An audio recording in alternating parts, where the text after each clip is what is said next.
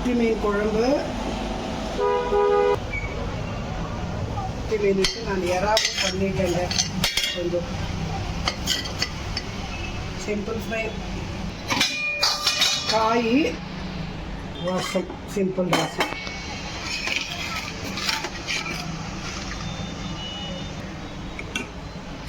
நம்ம வீட்டு லஞ்ச் இன்னைக்கு. வணக்கங்க. இன்னைக்கு நம்ம வீட்டில் ரசம், மத்தி மீன் குழம்பு, எறா ஃப்ரை. மீன் குழம்புக்கு புளியை வந்துட்டு நான் ஊற வச்சுருக்கேன். அது ஒரு 1.5 கிலோ மீனுங்க. க்ளீன் பண்ணப்புறமா எவ்வளோ வந்ததோ தெரியாது. க்ளீன் பண்ணுறதுக்கு முன்னாடி 1.5 கிலோ. அதுக்கு நான் ஒரு 70 கிராம் புளியை வந்துட்டு ஊற வச்சுருக்கேன். நான் நிறைய தக்காளி போட்டுக்க போகிறேன். அதுக்கு இப்போ வெங்காயம், இஞ்சி பூண்டு நான் அரைச்சிட்டு வருவேன். பச்சை மிளகா, கருவேப்பிலை எடுத்து வச்சுருக்கேன். அதே மாதிரி எறாவும் வந்துட்டு கொஞ்சமாக வெங்காயம், கொஞ்சமாக தக்காளி, கருவேப்பிலை, இஞ்சி பூண்டு விழுது, பச்சை மிளகா போட்டுட்டு நான் ஃப்ரை பண்ணிட போகிறேன். உப்பு, மிளகாய் பொடி, தனியாத்தூள் எல்லாம் போட்டு லாஸ்ட்டில் மிளகாத்தூளை போட்டுட்டு. ஏன்னா நான் 1/2 கிலோ தான் வாங்கியிருக்கேன். 1/2 கிலோன்னா அது க்ளீன் பண்ணுறதுக்கு முன்னாடி. அப்புறமா ரசம் வந்து நான் மொத்தத்தையும் போட்டு அரைச்சிட போகிறேங்க. மிளகு, சீரகம் தெரியுதா, காய்ஞ்ச மிளகாய், பெரிய தக்காளி, பூண்டு, இங்கே புளி, இதை எல்லாத்தையும் போட்டு நான் அரைச்சிடப்போகிறேன். புளியை மட்டும் கொஞ்சோண்டு தண்ணி விட்டு லைட்டாக ஊற வச்சுட்டேங்க. ஏன்னா சம்டைம்ஸ் புளி ஹார்டாக இருக்கும் இல்லையா, அப்புறமா அந்த புளி சரியாக கரையாமல் கிரைண்ட் ஆகலைன்னு வச்சுக்கோங்க, அந்த புளிப்பு கரெக்டாக இருக்காது. அதனால் இப்போ நான் இதை அரைச்சிட்டு வந்துடுறேங்க. உப்பு போட்டு இந்த இதை அரைச்சிட்டு வந்துட்டேங்க. நான் ரொம்ப மையாக அரைச்சிடல, கொஞ்சம் ஓரளவுக்கு இந்த மாதிரி அரைச்சிருக்கேன். அப்புறமா சூப் மாதிரி ஆகிடும் இல்லையா, ரொம்ப மையாக அரைச்சிட்டா கஷாயம் மாதிரி இருக்கும், ரசம் மாதிரி இருக்காது. ஆனால் இந்த சமையல்லாம் பண்ணுறதுக்கு திருப்பி புளி தண்ணியை கரைச்சிண்டு ரசத்துக்கு இந்த இதெல்லாம் இடிச்சுண்டு கொஞ்சம் முடியல வெயிலுக்கு. இப்போது நெக்ஸ்ட்டு பார்க்கலாங்க. இப்போது ரசம் வைக்க ஆரம்பிச்சிட்டேன். எண்ணெய் விட்டுட்டு எண்ணெய் காஞ்ச உடனே கடுகை போட்டேன். இப்போ பெருங்காயத்தை போடுறேன். போட்டுட்டு இந்த அரைச்சி வச்சது, இந்த எல்லாமே அரைச்சி வச்சுருக்கோம் இல்லையா, அதை எடுத்து கொஞ்சம் தண்ணி விட்டு நான் கலக்கிட்டு இப்படி ஊற்றி விடுறேங்க. ஊற்றிட்டு மஞ்சள் தூள் இதில் போட்டுடலாம்.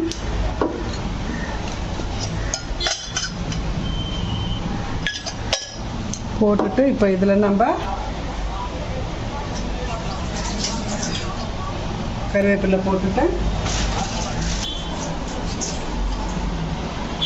மல்லி போட்டுட்டேன். இப்போ இதில் உப்பு செக் பண்ணிக்கலாம், புளிப்பு, உப்பு எல்லாமே.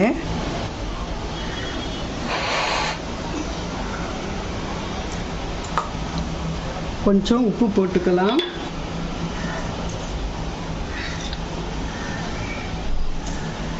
இது நல்லா பொங்கி வந்தப்புறமா நம்ம ஆஃப் பண்ணிட வேண்டியது தான்.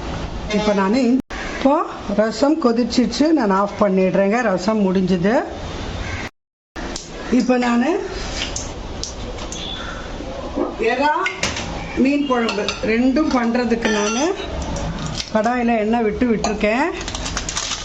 இப்போ அதை பண்ணிக்கலாம். இதில் நான் எறா பண்ணிக்க போகிறேன். இதில் வந்து மீன் குழம்பு பண்ணிக்க போகிறேன். இப்போ மீன் குழம்புக்கு அந்த தாளிப்பு வடுகம் இருக்கு இல்லையா, அதை போடுறேன். கொஞ்சம் எண்ணெய் நிறைய தாங்க போட்டிருக்கேன் நான் இன்னைக்கு. கருவேப்பிலை போட்டுட்டேன். பச்சை மிளகா, ஒரு 3 பச்சை மிளகா,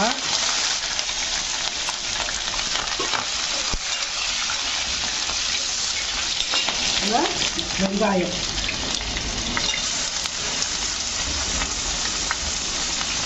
இறாவில் நான் நிறைய மசாலா போட்டு பண்ண போகிறது இல்லைங்க. சும்மா ஒரு அப்படியே ஒட்டுன மாதிரி எறாக்கு போட்டு பண்ணிக்க போகிறேன். இது வதங்கட்டும்.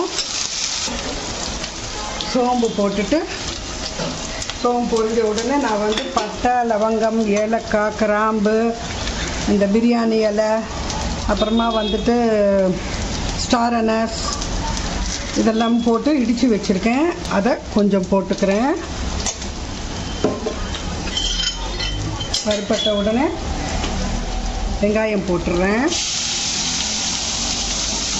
ஏன்னா அந்த பொடி ரொம்ப அப்படியே வறுந்து ரொம்ப வறுபட்டுருச்சுன்னா ஒரு டேஸ்ட் இருக்காது.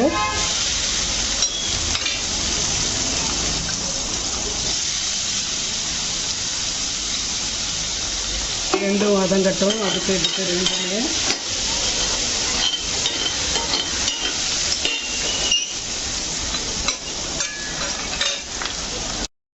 இப்போது கொஞ்சம் பச்சை மிளகா, கருவேப்பிலை அந்த எறாக்கு போட்டுக்கலாம். ஒரே ஒரு பச்சை மிளகா, கொஞ்சம் கருவேப்பிலை போட்டுட்டு வதக்கிக்கலாம். அதில் கொஞ்சம் தக்காளி போட்டுக்கலாம். நான் மீன் குழம்பு நிறைய வைக்கிறதுனால நிறைய தக்காளி வெங்காயம் போடுறேன்.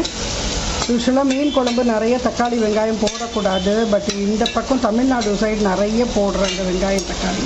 சரி, இன்றைக்கி அதே ஸ்டைலில் பண்ணலான்னு நானும் கொஞ்சம் நிறைய தக்காளி வெங்காயம் போடுறேன்.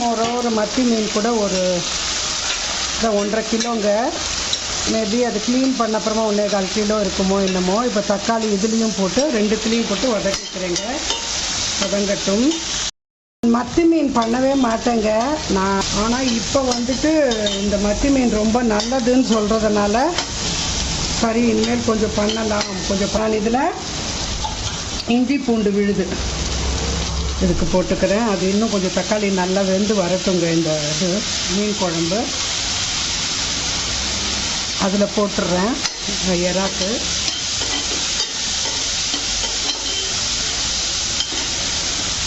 இப்போ இதில் இந்த மீன் குழம்பு இதுலேயும் நம்ம வந்துட்டு இந்த இஞ்சி பூண்டு விழுதை போட்டுடலாம்.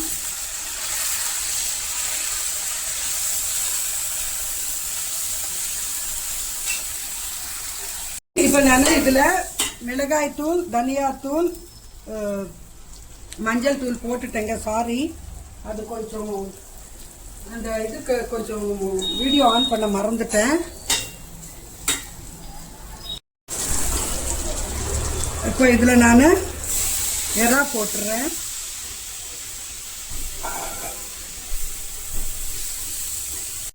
நல்லா வதங்கிட்டு மொத்த மசாலாவும் நல்லா சுண்டி வந்துடுச்சு. இப்போ இதில் நம்ம தனியாத்தூள்,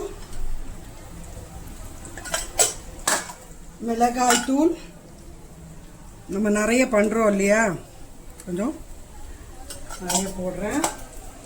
மஞ்சள் தூள் போட்டுட்டு நல்லா கலக்கிக்கலாம்.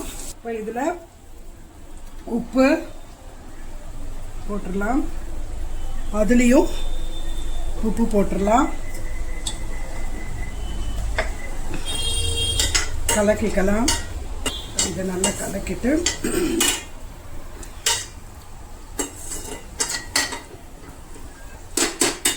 கொஞ்ச நேரம் கழிச்சுட்டு மூடி வச்சிடலாம். இப்போ இதில் புளி தண்ணி ஊற்றிடலாங்க.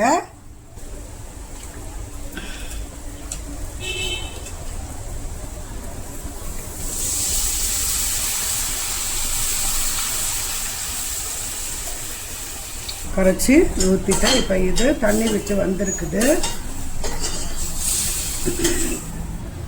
இப்போ இதை அப்படியே லைட்டாக மூடி வச்சிடுறேன். நல்லா மூடி வச்சிடுறேங்க. எறா இருக்கட்டும், பாயில் ஆகி வரட்டும். அதுக்குள்ளே நான் இதை மூடி வச்சு கொதிச்சுட்டு இருக்கட்டும்ங்க, விட்டுடுறேன். இப்போ எடுத்து பார்க்கலாம் எறாவை. மீன் குழம்பு கொதிச்சுட்டு இருக்கட்டும். நல்லா வெந்துருச்சுங்க. அது சும்மாவே வெந்துடும் எறா. அந்த நம்ம கொஞ்சம் தானே பண்ணியிருக்கோம். இதில் நம்ம கொஞ்சம் மிளகுத்தூள் போட்டுடலாம். பெப்பர் பவுடர் போட்டுட்டு ஆல்ரெடி கொஞ்சம் காரமும் போட்டுக்கோங்க. கொஞ்சமாக போட்டுக்கோங்க, ரொம்ப காரம் ஆகிட போகுது. கொஞ்சம் கொத்தமல்லி கட் பண்ணி மெலிசாக அதை போட்டுடலாம்.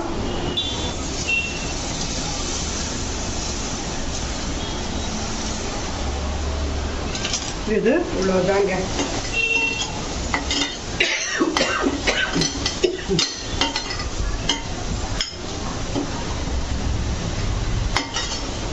அண்ட் இது ஏஎம்சி பாத்திரங்கிறதுனால நம்ம அப்படியே மூடி வச்சிட்டோம்னா இன்னும் கம்ப்ளீட் குக்கிங் ஆகிடும். நான் மூடி வச்சிடுறேன்.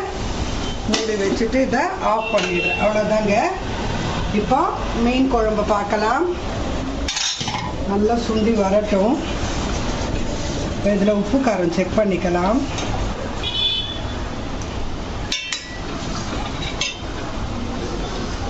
இன்னும் கூட உப்பு பத்தலைங்க, போடுறேன். மீன் குழம்பு சுண்டி வந்துருச்சு. இப்போ நான் மீனை எடுத்து இதில் போட்டுக்கிறேன். நான் ஆக்சுவலாக கொஞ்சம் வறுக்கலாம் அப்படின்னு ஒரு பாத்திரத்தில் கொஞ்சம் எடுத்து வச்சேன் தனியாக. பட் இப்போ வறுக்க போகிறதில்ல, மொத்தம் இதுலேயே போட்டுற போகிறேன். அதையும் கொண்டு வந்து போடுறேங்க. இதை போட்டுட்டு, ஏன்னா சின்ன சின்ன மீனாக இருக்குது சரின்ட்டு. அது வறுத்தாலும் ஸ்மெல்லு ரொம்ப வரும். ஆயில் வேண்டாமே இந்த வெயிலுக்குன்ட்டு அதையும் கொண்டு வந்து போட்டுறேங்க. அதையும் போட்டுறேன். நான் மாங்காய் போட மறந்துட்டேன், இப்போ போடுறேங்க. இதோட சேர்ந்து வெந்துடும்.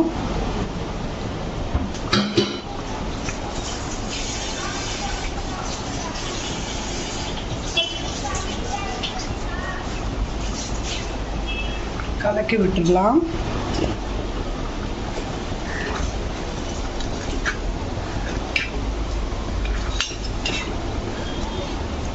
நான் டக்குன்னு மாங்காவை வந்துட்டு கட் பண்ணி கொண்டு வந்துடுறேங்க.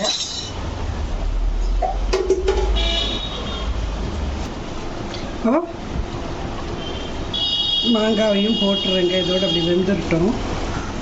ஆனால் அதுக்காக தான் புளி கொஞ்சம் நிறைய மீனாக இருந்தாலும் 70 கிராம்ஸ்லாம் எடுத்தா, இல்லாட்டா 100 கிராமுக்கு மேலே எடுத்துருக்கலாம். நான் கொஞ்சம் மாங்காய் போடுறதுனால. ஆனால் இந்த மாங்காய் எங்கள் வீட்டில் சாப்பிட்றதே இல்லைங்க. இந்த ஒரு ஃப்ளேவருக்காக நான் போடுறேன். நான் தான் சாப்பிட்ணும். இதை மூடி வச்சிடலாம். 5 நிமிஷம் ஆச்சு, எடுத்து பார்க்கலாம். சின்ன மீன் தானே, சீக்கிரமாக வெந்து போச்சு. இப்போ நான் இதை அதுக்காக அப்படியே ஆஃப் பண்ணிட போகிறேன். சிம்மில் வச்சு ஒரு 3 மினிட்ஸாவது வச்சுட்டு ஆஃப் பண்ணிடுறேங்க. இப்போ நான் 5 நிமிஷம் ஹையில் வச்சுட்டு திருப்பி குறைச்சி ஒரு 3 நிமிஷம் வச்சேங்க. இது ஆஃப் பண்ணிடலாங்க. ஏன்னா இது ஏஎம்சி பாத்திரம்ல ரொம்ப வெந்து போயிட போகுது. கொத்தமல்லியை கட் பண்ணி போட்டுறேன். இவ்வளோதாங்க நம்ம வீட்டு சமையல். இன்றைக்கி ரசம் வச்சாச்சு, இது ஃப்ரை பண்ணியாச்சு. பார்த்தீங்களா, இது இன்னும் கூட சூடு இருக்குது. அதனால் ரொம்ப நேரத்துக்கு சூடு இருக்குங்க. இது அப்படியே வெந்துடும் கூட. இதில் மத்தி மீன் குழம்பு.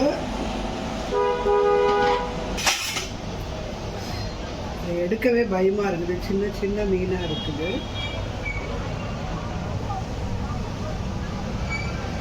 உங்களுக்கு பிடிக்குமோ பிடிக்காதோ மத்தி மீனுக்கு நான் இறாவும் பண்ணிட்டேங்க.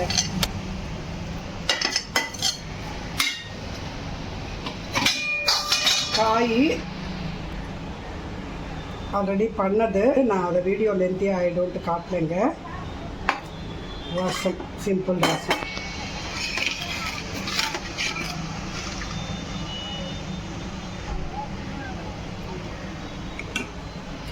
நம்ம வீட்டு லஞ்ச் இன்னைக்கு